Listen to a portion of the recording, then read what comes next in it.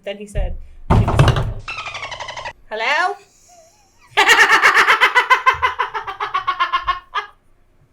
Here's Aletha. Hi, everybody. I'm Kristy Bock. I'm Michelle Cash. And we have a special guest with us today. This is Zac Holcomb. Hello, everyone. My name is Zac Holcomb, a 33-year-old guy that moved down here a couple years ago from Ohio, as everybody probably has heard before. But wait, what part of Ohio? I meant to ask that. Ooh, Columbus, Ohio, so right in the center. So, not to disparage Ohio in any capacity, I'll but shoot away. I hate Cleveland. Yeah. But that's because I'm from Pittsburgh. That's the Buckeye right. We knew that. Yeah. Ohio is the Buckeye State. Yeah, we barely won our game last night in basketball, in case anyone out there was wondering. Old round ball. Yeah. I'm not a sports person. Guess Guess what today is, Michelle? It's kind of a sad day. Why? It's our last show of the year. That's not sad. We'll be back for season 2. Well, it's a finale. Okay, I was getting confused. Today's Marine Corps' birthday. I know, I'm so excited. 246. I believe so. Mm-hmm.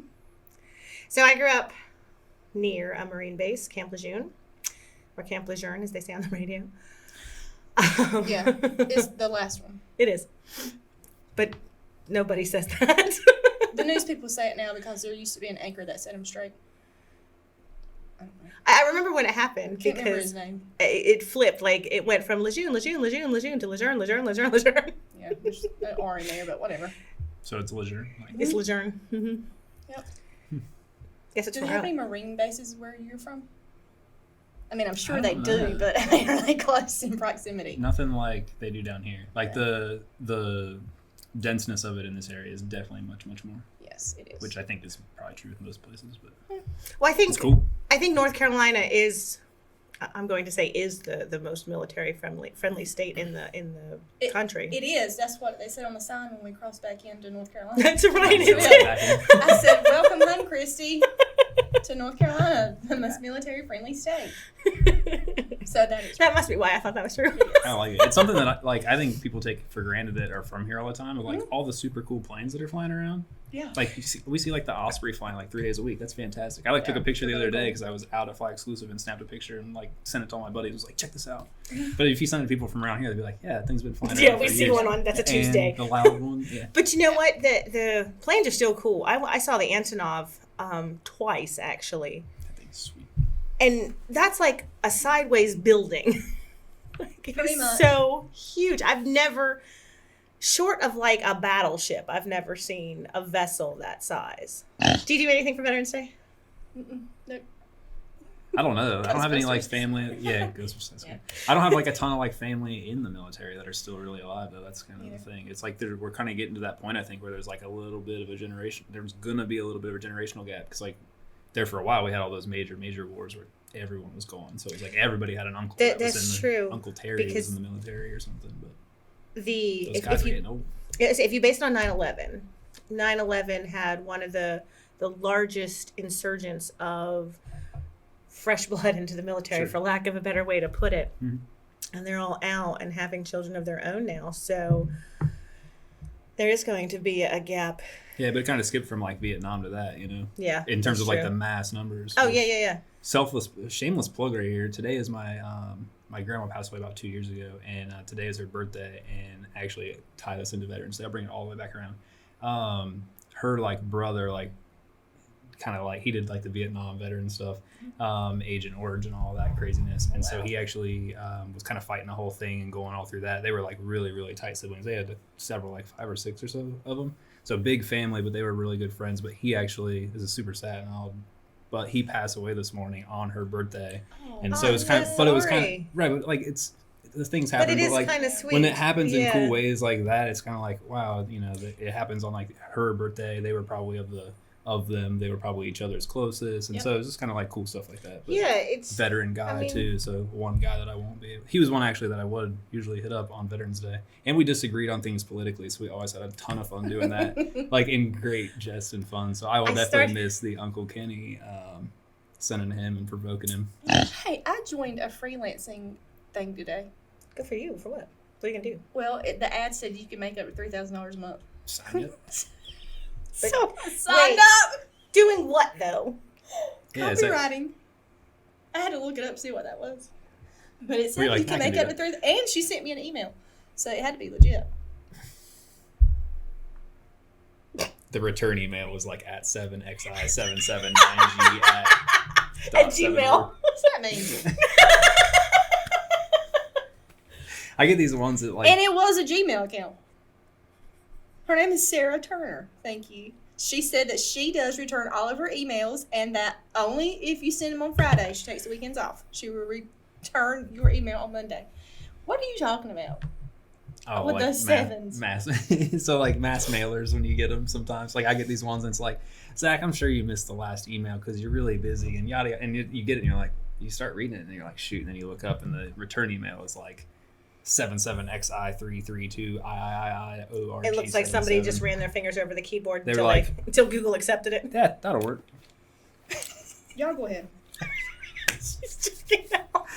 So tell us about Additive America. So Additive America is the company that I moved down here to start with a couple of partners. And why Kinston is a big question with that. And it's because we were kind of getting financing and finding the partner that was bringing the financing, and he was located here in Kinston. So Paul Sugg with East Point was kind of that person. So that's why we came down here. Largely was I had like quit my job up there working for a company that does a lot of the similar things, and just kind of like picked the thing that I knew the most about in that business, and then jumped out and got that technology. So, Cool. But what it is it's a 3D printing company, or additive manufacturing is the more like industry term for it, but most people know it as 3D printing.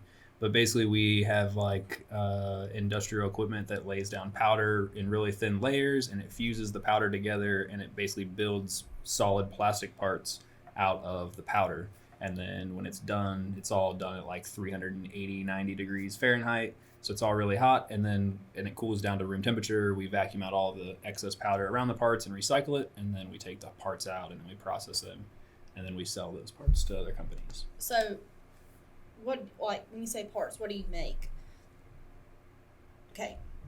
I know you do the Christmas ornaments. Mm-hmm. Do you do things for, like, prosthetics, like for Paul Suggs, or is it just So like parts for machinery? Both. So a lot of the things, so like where I come from is the industry side of like machinery parts, aviation, aerospace, automotive, check fixtures, things like that.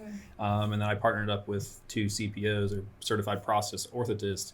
And so they bring the clinical side of how that all works. So basically I was working with Brent, who's my third partner in the business, maybe like 2018, 2019, when I was with the previous company, and we were kind of working on different ways to utilize engineering tools and softwares to build a workflow that was actually made financial sense to switch to from the current method in prosthetics. Pretty neat. So the current method of prosthetics, or the archaic or the analog, is they take like a cast of your limb, what's left of it, and then they'll pour plaster down in the cast, and then they'll cut the cast off, and then they'll sand it and make it all smooth, and then they'll do like fiberglass or carbon fiber composite work over that mold. And so what we basically do is switch it up to where they take the cast of your limb so that they can set it and get the shape that they want the prosthesis to be in. Because like they want it to be a little soft back here where your muscle might fire when you walk, but they want it to be really firm on like your shins and things like that. And so they'll kind of set that shape that they want, and then they'll cut it off or slide it off, and then they'll scan that and then send us that data. And then we use that through like that workflow that we created. We'll create the computer file, or like the 3D image, be like a video or whatever for like this type of a format, but it's called an STL file or 3MF, yada yada. And we'll take that, and that's the file we put into the printer, and it prints that or creates it. So about how long would it take you to print something for a prosthetic? Like I can fit 3 to 5 or 6 of those devices in one build. It takes 18 hours to run the build, and it takes like 24 hours to cool it down and get it ready. So, what are you talking, 36, 42 hours, something like in that, and I can make 6 legs. It's pretty fast. It's pretty cool. That is a lot faster than I thought it would be. I think it'll be like a week or so. That's what I was thinking too. With getting the stuff and getting the design done, that's the most like labor intensive part. Really is It's pretty cool. going in on the computer and doing it. But kind of what we do that's a little bit different is a lot of people have softwares where someone created a software or an app that's very small, and it has just a few options. And it's like what they figured that could be done easily. And so there's lots of these little types of businesses out there. But what makes us different is like we utilize, it's I kind of, Brent does the design from the prosthetic side. Like he's got the clinical knowledge. And I have the plastics making knowledge. And so we communicate back and forth on when we have things swelling or shrinking. That's all heat and plastic stuff that he doesn't know that I know. That you would. He needs, hey, I need this to be stronger so it holds this person up. They weigh about this. And I'm like 6.5 millimeters thick. And so that's kind of how it all kind of came to be. So that's the long, really jargony version of it. But it's super nerdy and I figured you would appreciate it. Yeah, but now I understand what you do for the first time ever. For sure. So that's like a large part of it is like sending the limbs and stuff. So we've got clients in Canada, New Zealand, Australia, and then a couple of other places that we kind of send around, and then all over the United States and stuff. So that's have kind you of ever done anything for like the Shriners Hospital? Mm-hmm. You have? Mm-hmm. That's very cool. Shriners and Veterans of the VAs and things like that. My Those are cousin the is a best. Shriners kid, Oh, right and on. Paul actually did when he went to the Shriners Hospital. He came back here, and Paul was actually the one that fitted him for his prosthetic. That's that awesome. was probably 20 years ago. But it goes really to show neat. you how things like that, doesn't matter where you are, where you're from, or what you do, you're going to at some point either need or know someone who needs the type of services that you now provide. Mm-hmm. Yep, for sure. If you guys remember, Zac ran for mayor, and on our show with Brian and on Brian's show, we gave our predictions Did you listen to that? on how the election was going to turn out. I did. And even though we did not pick you as a top vote getter, I know we repeatedly I did. said on the you did, Yeah. did, but then you recanted. I did. I did. For a blip in time, though. But yeah, for a blip in time, For a blip in time. you were her dark horse. It was more than a blip. It was an extended period of time. It was actually a few weeks. and we Everybody talked told about me it. that he's not going to be number 2. He's not going to be number 3. I was like, okay, you'll see. You'll see. And the election did not turn out the way I assume you hoped. So, No. did you learn anything from it that you'll carry forward? Do you plan on running again? Tons. I learned a ton of stuff, and that was like the main thing of doing it. Right? It was like, I didn't like being here for 2 years. I mean, let's be serious here. To come in 2 years and then like win an election, like It would have been an Ridiculous. extremely big upset. yeah, in the city. it would have been completely ridiculous and huge. But like, definitely not. I definitely didn't get in and be like, oh my gosh, if I don't win, I'm gonna not sleep for like 45 days and be all mad about it. Not going to cry. Yeah, and so like with that, like I was 100% serious about running. When I filed, Dawn was the only person in, and I was 100% filing on the end of the day, Thursday, on no one's filed yet that I had known at that time. Mm-hmm. And I want people to go to sleep on Thursday night knowing at least someone is running against Dawn. When after I filed, I'm walking out and. And he's like, Felicia filed today too. And I was like, I did not know that, but I was like, well, I'm in. I said, at least you waited till you got my $10 to get out of slick, So Steve's a salesman. So back to the election, would you do it again? Like being in the same situation, I would 100% do it again because I learned a lot of stuff from it. Like, so things I learned from it are like, everyone takes everything you say way more seriously and with more intent than you probably intend, which I think is most things in life, but like it's amplified when you're doing that, like when you're running for office. Mm-hmm. I would say other lessons learned, got to meet a lot of people that I hadn't met yet that had great things to say or lots of negative things to say, but I still was able to meet people that I hadn't met yet, so that was fantastic. Something that I don't think was like not a lesson learned, but like how people can take you talking to a certain person as like you being best friends with them when you're running an election. You're actually just DB. yeah, but like which is just like a real thing though, of like just talking to anybody. So if I was getting called out real hard and heavy for missing the 2 NAACP forums, so I was like, fine, I'll talk to David Bell twice and like, hey, I mean, no one really wants to do that, but that's kind of edgy. So, but for me, it wasn't like, it was just.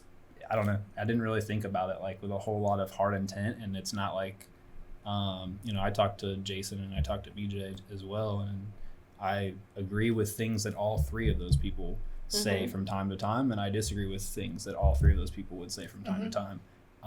So that was definitely like not real. an awareness gained or something, but Yeah. I don't feel like I like learned a lesson, like I got burned on anything like that. Because I would, like I said, I would do everything again, really the same that I did, except I would just like probably start campaigning way earlier. The other thing that was weird for me is like I hate asking people for help. I hate asking people for money, and so like for me to do like a campaign and not have someone else, I didn't have like a person that was like, you just be you and I'm gonna go do this campaign crap and I'm gonna run this shit and we're gonna figure that out and you just do what you do, because I just want to be me, really, because it's not like me, especially to go around to like other businesses and be like, hey, can I get a little bit of money so I can put some yard signs out? I'm just like, I don't want to do that. And I don't like people telling me what to do, like, hey. So that's why you need a pack. That's why I'm down here, because I can't take people telling me what to do. So but yeah, those are like some lessons. Sounds familiar. I hate it. I know. I actually joked about this all the time. I was like, I'm telling you, me and Michelle are actually these types of people that we are. We hate or we like this with people, and then we like actually sit with them for like 47 minutes and a beer, and you're like, damn it, we're actually pretty similar. Don't you hate it? You were spot on that. Huh? It really is, because even the people in the town, there were people in the town, and I'm pretty quiet. Before I did this show, before nobody knew who I was, and that was okay. And I've been here for a few years, so. But I liked it that way. I'm not a put myself out there all the time kind of person. But I will say that I think what I learned in this election is I really don't know anybody. Because I thought I did, but I think that the race turned a little ugly towards the end there. But the whole thing I was disappointed at is nobody was campaigning. Like, it was the most boring election I've probably ever seen. But at the end of the day, nothing changed. Not a single thing.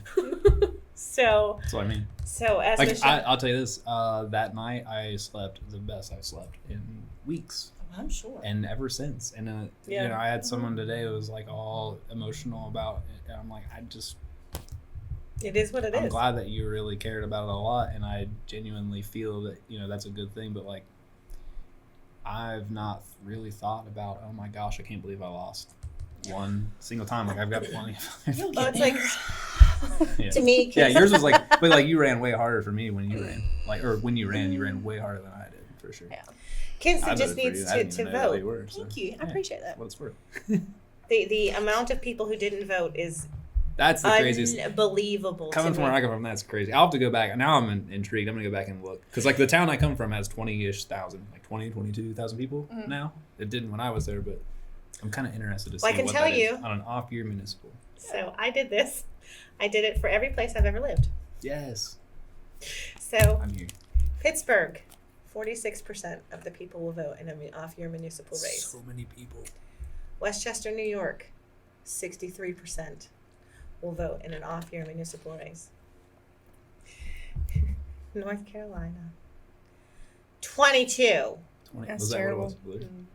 I'm not 100% sure on that, but it's just somewhere around there. Yeah, but 30. It's like, it's unbelievable. Now, I understand that most people don't care about an election that the president's not in. I do understand that. Yeah. Yeah, I've been guilty of that a million times. Me too. 20 years old. I could care less. Right. Like, my son probably voted more since he's now 19 than I voted for the first 15 years I could vote. So, not judging. I'm just saying, like, get involved. Well, like, that's the thing for me, right? Is so, like, coming from other places, I've never lived in a place where there were more people that wanted to talk negatively about the place that they've lived in and always lived in their entire life. And that's also paired with the place where by far the fewest people of the percentage actually show up to actually have their vote counted. It's such a, like, I don't know the word because I didn't go to college. It's an oxymoron. It's freaking hilarious. It's like It's gross. It's like, you mean that people in this area complain more per capita than other areas about something that they've had the ability to change the entire... Man, I've lived here for 47 years. This place is... Then why, A, have you not left, or B, made it better? Why would you even say... It's like being like, I've been here, I'm 47, and I'm a complete loser. Like, why would you even tell people? You're bragging that you've lived in complacency and done nothing to change it. That's the exact truth of it. It's crazy. It hurts my heart. I call Kinston... I love it. I call Kinston the spunky little town that could. Because the potential here is incredible. Yes, it really is. The vacant storefronts that, to me, I don't understand why we don't have some type of ordinance saying, hey, if you don't pay taxes on your building and you leave it abandoned and it's structurally a danger to our main street, we're going to assume you abandoned it and assume ownership of it. Other places, New Bern did it, and look how good New Bern looks. Tons of places do it where people in charge of making decisions are unafraid of their shadow. They make those decisions every single day. I tell you this, my dad bought a property in south side of Columbus, and he bought it because he was like, oh, I gave it to me for like $21,000. What was I going to say? No.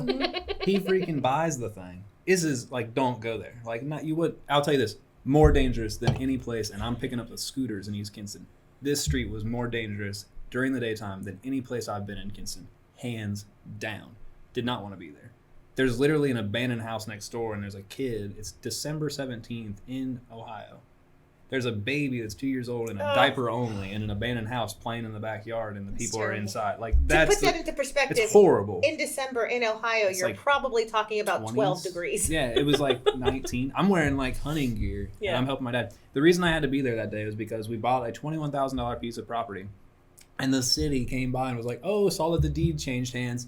We came by and looked, and while the windows are boarded up, they're boarded up with particle board. And our city ordinance states that you have to actually board up windows with 7/8 inch plywood. And it has to be this many things, and it has to be painted white, and yada, yada. And we were like, we just got here. We spent $1,200 boarding it up with the proper boards because the boards weren't to the code, and they were going to start fining us $115 a day until they reached the tax value, under which time they would seize ownership of the property. Mm-hmm. This is very simple stuff.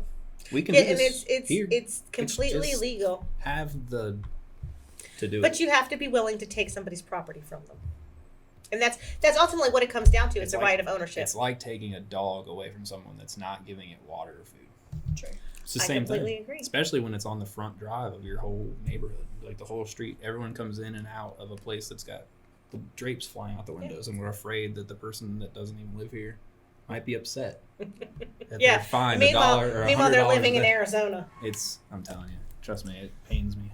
So, on that note, we are looking for sponsors for local Hogwash. But not for Christmas. But not for Christmas. But you can send gifts. But you can send gifts. Is there an address for we that? definitely want that. Gift cards work. Size 37 in Golden Goose. What size were you in pinball? Led Zeppelin. That's a good one.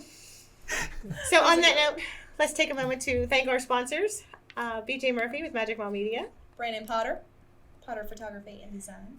And Danny. Sweet little Danny. We love you so much, Danny. I said Robbie was a marshmallow. I think Danny would be like a taco. I love tacos. I know you do. Crunchy or soft? Yeah, I don't care. What would Danny be though? I do not. A chalupa? Is that the one where you get both? The I think crunchy Gordita Crunch. Is that a Gordita maybe Crunch? A Crunch Wrap Supreme. Well, that's the one where it's all folded over. Yeah. What is he? He's a Crunch He's Wrap all Supreme. folded over. So about a month ago, you had posted something on Facebook from Whiskey Pig, and I thought, I didn't know they had food. Oh yeah. Yeah. Huh? I know, right? Yeah. I thought they were a What butcher. did you think they did in that kitchen that caught on fire that you did the story in about? It's a butcher shop. I just assumed it was an electrical issue. That's fair. So, anyway, so Dean and I go there, and I was super excited. The only reason I went is because they had German potato salad and sauerkraut sausage soup. And I'm German, so nobody knows what that is. And I accept that. That's cool. But I know what it is. Yeah. And so I go there, and I ask for it, and he's like, we're out. He said, there's some frozen in the freezer, though. And I said, oh. And I look at the menu, and I said, okay. And I put my finger down on the next thing, and he says, We're out. And so I watched him, and I just slid my finger down. He says, that's the one you want. He said, you should have just ordered that in the first place. They have good macaroni and cheese. So I had the barbecue meatloaf pimento sandwich. Oh. It's a lot. It was really good, but so extra. Like that was not something I would have ever thought to order. One, it's just a whole lot of flavors all at one time, and I don't. That's not usually how I do things. Dean got the ribeye sandwich. First one it was this big. Yes. I couldn't have eaten that. It's serious. He ate half. Now this is A 19-year-old teenage boy could not finish the sandwich. It's a big one. That's a shout out, pork chop. Hear that? Great job. Good stuff. So seriously, everybody should check them out. I didn't know they had lunch. Now I do. I did actually purchase the soup. It's waiting for me as soon as I get home. Perfect. Yeah, they're slamming. It's Wednesday, Thursday, Friday, Saturday. Mm-hmm. Good to know. Yeah. So they do have a Facebook page and they do have a website if you want to order meats in advance from the butcher part. They have lamb, so I know where I will get lamb for Easter. So I'm pretty excited about that. Are you going to the parade in Deep Run? Heck yeah! It goes right by my house. Do you know we're streaming it? Yes. I'm pretty excited about that. Joe Ellen and Mac and Beach. And not us. I offered us. It's all right. You can come sit in my yard if you want to. It's pretty fun. Like I enjoyed it. We sit in the yard. We watch the parade. We drink beer. And Yeah. Hang out. Where will the deviled eggs be there? If requested. Family members are like, So what I'm hearing is our Friendsgiving is now at the parade. I mean, it can be. that's not a bad idea. You tell me You what to should do bring. Let's do it. Okay, that's cool. That's fine. And you all are invited too. It's our first annual Deep Run Christmas parade. Can't say that though. It's inaugural. Inaugural. Yeah. I was thinking, did I not read it right? It's the inaugural. I got you. It's all Thank good. you. Appreciate that. Yeah. Oh, that was great. Are you applying for a permanent position? Well, no, if you're going to be a copywriter, you just should know. Way to bring that back. Hey. That was really good. So speaking of that, I have been playing with all of our equipment that we got for TC. Uh-huh. So now we have the option to do on-site live and recordings. Mm. So if you would like us to come do Hogwash at your restaurant or place of business or otherwise area we'd find fun, let us know. You can go to localhogwash.com. You can find us on Facebook at Local Hogwash, Twitter and Instagram both at Local Hogwash as well. We'll come to your house. We Whiskey will. Pig, you should probably have them come by since they just plugged it. So That would be Yes. so much fun. yeah. Additive Jason, America. You should really have Make it us work. there at Oh, your we'll place. definitely do that. Yeah, for sure. We'll do that. Where can people find you, Zach? AdditiveAmerica.com or Zac Holcomb on Facebooks or LinkedIn. Preferably Yeah. LinkedIn. Kind of like that. You are big on LinkedIn. I was for a hot minute, especially when I was really into writing. Mm-hmm. I had a pretty decent. Now, to clarify, LinkedIn is where I find people who are of like-minded business sense. Really, it's. I call it the Facebook for professionals. I would agree. But now I don't really write that much right now. Yeah. So I'm spending all my time on Facebook, mostly Twitter though, because I like Twitter fights. Thanks for coming on. For sure. Thanks for hitting me up. That was fun. Absolutely. So this is our last show until 2022. We don't have any guests for 2022. So we're going to be lonely. If you want to hang out with us, now's the time to do it. Right. And you can reach out to me, Kristy at localhogwash.com or Michelle at localhogwash.com, and we will happily schedule your next show. We will. So have a great Thanksgiving and Christmas and whatever other spiritual holiday you feel that they to celebrate, and we will see you next year.